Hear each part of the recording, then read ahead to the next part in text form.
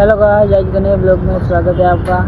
ये देख सकते हो हम अभी मैं और गौतम को मंदिर में दर्शन करने के लिए। आज की सुबह सुबह बहुत ही खास है और पवित्र है क्योंकि आज हम सबके आराध्य भगवान शिव की पावन रात महाशिवरात्रि का शुभ अवसर है। और इस खास दिन की शुरुआत में मैंने और मेरे दोस्त गौतम ने भगवान दर्शन की। एंड सुबह सुबह जब चारों तरफ शांति थी, ठंडी हवा चल रही थी, पक्षियों की आवाज़ आ रही थी, उस समय मंदिर जाने का अनुभव ही अलग था। ऐसा लग रहा था कि जैसे पूरे वातावरण में भक्ति डूबा हुआ हो। हम दोनों जल्दी उठे, स्नान किया और साफ कपड़े पहनकर मंदिर के लिए निकल पड़े। रास्ते में हर तरफ हर महादेव हर महादेव हर महादेव गूंज रहे थे, सुनाई दे रही थी। भक्तों के चेहरे पर अलग ही खुशी और श्रद्धा दिखाई दे रही थी। जब हम मंदिर के पास पहुंचे तो देखा कि काफ़ी भीड़, लेकिन किसी को कोई परेशानी नहीं थी। सबके मन में सिर्फ एक ही भावना थी, भगवान शिव के दर्शन करने की। मंदिर में प्रवेश करते ही घंटियाँ की आवाज़, मंत्र उच्चार और भजनों की धुन सुनकर मन बहुत शांत हो गया। ऐसा लग रहा था कि सारी टेंशन और परेशानियाँ अपने आप खत्म हो जाएगी। हमने लाइन में लगकर धीरे धीरे आगे बढ़ना शुरू किया। हर कोई अपने हाथ में बेलपत्र, फूल, दूध और जल लेकर आया था। हर कोई अपनी श्रद्धा से भगवान को अर्पण कर रहा था। दोस्तों, भगवान शिव हमें सिखाते हैं कि जीवन में चाहे कितना भी मुश्किलें आए, हमें शांत रहकर अपने परिस्थितियों का सामना करना चाहिए। उनकी तरह सरल, सच्चे और मजबूत बनना चाहिए। आज के इस पवित्र दिन पर मैंने महसूस किया कि मंदिर जाना सिर्फ एक रिवाज नहीं है, बल्कि हमारे मन को शांत देने का एक तरीका है।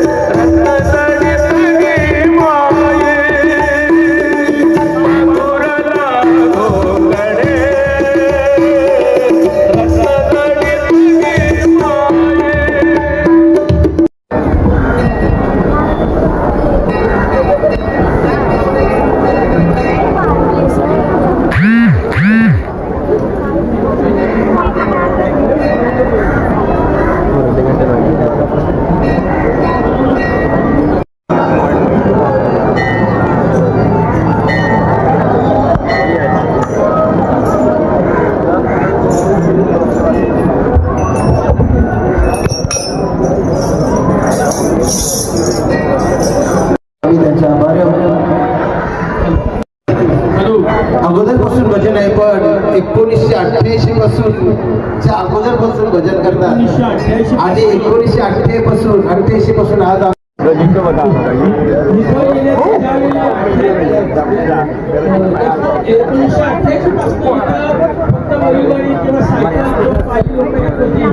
आज